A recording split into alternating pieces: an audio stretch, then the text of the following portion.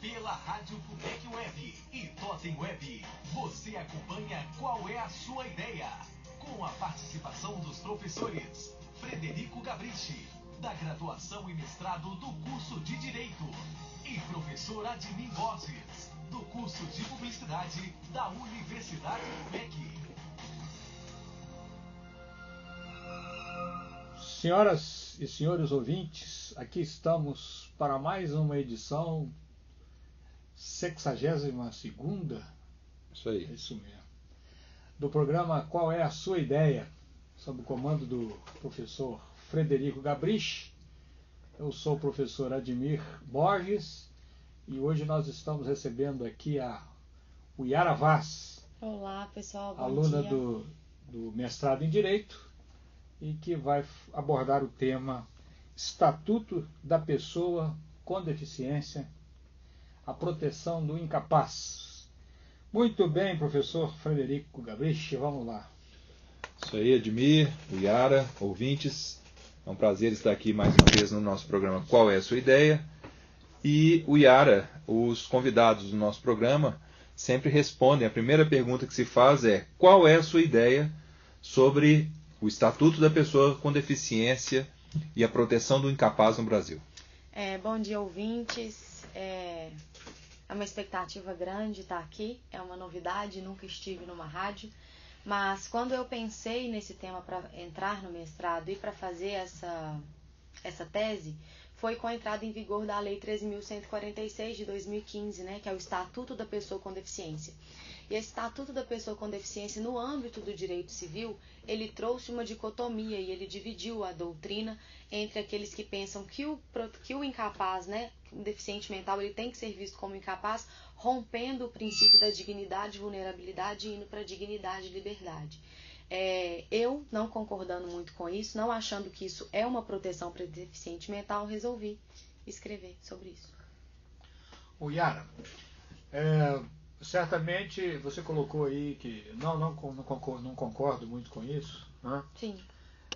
Você pode dizer que essa sua discordância ela tem uma literatura que você segue? Qual que seria, o que você tem como base bibliográfica para começar já a fazer a sua discussão? O autor que mais fala quanto a essa dignidade e liberdade, né, que é o que ele promove o Estatuto da Pessoa com Deficiência, é o Rosenwald.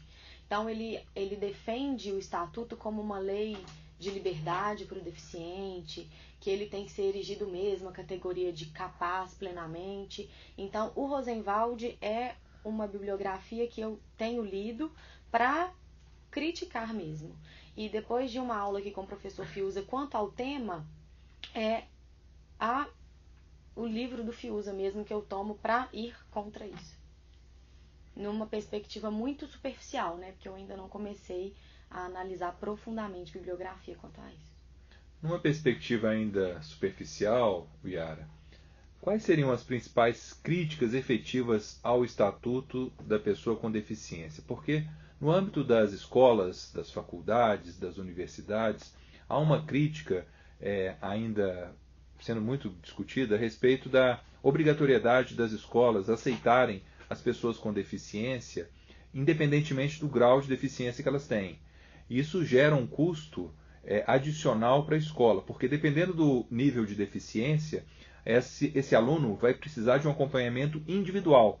Então, se nós imaginarmos que uma escola vai aceitar 30, 40, 50 pessoas com deficiência que exigem um acompanhamento individual, esse acompanhamento individual tem um custo e ele tem que ser repartido entre todos os alunos. Então essa é uma discussão que é séria, né? Porque de um lado a pessoa com deficiência merece e precisa ser atendida, de outro lado nós temos os alunos que teoricamente não têm deficiência e que têm que suportar a repartição desse custo. O Estatuto da Pessoa com Deficiência, nesse grau aí superficial que eu vejo, ele trouxe alguns contrassensos no âmbito do direito civil. Para aqueles que já tiveram oportunidade de analisar, o Estatuto da Pessoa com Deficiência, ele altera toda a teoria das incapacidades, né? Ele tira o deficiente mental da categoria de incapaz, ou de absolutamente capaz, ou de relativamente incapaz, para uma categoria totalmente capaz. Só que isso, eu não entendo que isso possa ser visto dessa forma. Por quê? Os doutrinadores, como Rosenwald, ele fala que essa vulnerabilidade, ela não dá dignidade ao incapaz. Mas na nossa sociedade nós temos a mulher como vulnerável, o consumidor, o trabalhador, temos o idoso, temos a criança, temos o adolescente. E aí querer tirar o deficiente mental dessa categoria de vulnerável é colocá-lo dentro de um saco que ele não pode estar. Porque o princípio da igualdade, que está previsto na nossa Constituição, ele fala que a gente tem que tratar os desiguais na medida da sua desigualdade. Então eu acho que colocar o incapaz, o deficiente mental, perdão, como um plenamente capaz, isso vai gerar um contrassenso no direito civil e, como você falou, professor, no campo das escolas, isso vai entrar no direito, né, nas relações privadas das pessoas. Isso vai gerar algo que eu acho que não foi o que o legislador quis quando ele promoveu a teoria das incapacidades como ela é no Código Civil. De fato, há um choque, né, entre toda a construção doutrinária do passado e aquilo que é estabelecido pelo Estatuto da Pessoa com Deficiência, inclusive em relação ao próprio Código Civil, né? Exatamente. Porque, em virtude do Estatuto, é possível, por exemplo, o casamento entre duas pessoas com deficiência.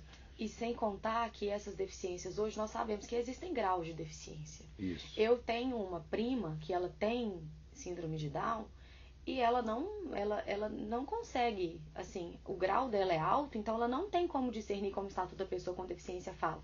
Já começa aí o contrassenso, porque como que o Estatuto da Pessoa com Deficiência, ele coloca uma pessoa como plenamente capaz, mas em âmbito negocial ela é curatelada? Como que no âmbito do direito civil uma pessoa é capaz e ela vai ser curatelada? E aí já começa o contrassenso. E aí essa pessoa vai ser curatelada só em âmbito negocial e no campo dos direitos existenciais. Não, ela vai determinar a sua prole, ela vai determinar se ela se casa, ela vai determinar toda a sua vida.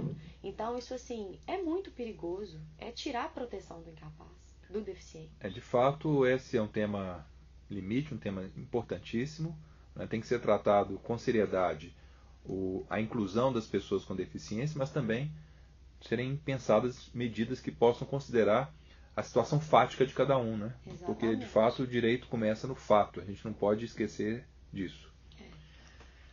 Bom, aí você colocou a sua ideia inicial, né, de contradição pelo que se mantém ou que se discute atualmente. Você vê a possibilidade de uma pesquisa de dados primários, estudo de caso, e como é que poderia ser isso? Uma vez que a revisão de literatura, talvez ela não supra totalmente a sua indagação, né? Você já pensou nisso? Como é que está isso na sua cabeça? Eu já pensei, mas também de forma que eu não sei se eu vou conseguir implementar. Mas uma pesquisa, às vezes, no campo do judiciário, para ver quais ações estão chegando no campo dessa curatela do deficiente, no campo da tomada de decisão apoiada, se contratos de tomada de decisão apoiada, que é um instituto novo trazido pelo Estatuto da Pessoa com Deficiência, já foram celebrados contratos quanto a isso, mas eu não sei em qual campo pesquisar. Se isso já chegou, por exemplo, no campo do judiciário, nas varas de família, para a gente saber como isso foi resolvido. Às vezes uma análise jurisprudencial, algo assim.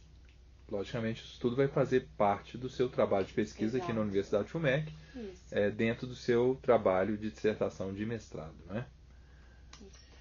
E para encerrar aqui as minhas perguntas, contribuição para a sua área de conhecimento e contribuição social, assim, em poucas palavras, o que você já vislumbra? Eu vislumbro que um trabalho desse porte criticando vai levar as pessoas a pensarem de uma forma diferente quanto a essa dignidade, vulnerabilidade versus a dignidade e liberdade do incapaz, do deficiente mental. Não é que ele não seja visto como uma pessoa que consegue reger a sua vida, mas isso precisa ser analisado pelo seu grau de deficiência. Muito bem, agradecemos a sua colaboração e desejamos sucesso aí na sua jornada e que o seu trabalho realmente traga bons frutos, né, para a área do direito e para a sociedade. Eu agradeço ao Iara e também aos ouvintes que nos acessam por meio do podcast, do SoundCloud, do YouTube e da própria rádio FUMEC Web, e que possam também nos acompanhar nos outros episódios, bem como comunicar conosco por meio do e-mail qual-é-a-sua-ideia@fumec.br ou qual-é-a-sua-ideia@gmail.com. Um abraço. Obrigada, gente. Bom dia. Qual é a sua ideia?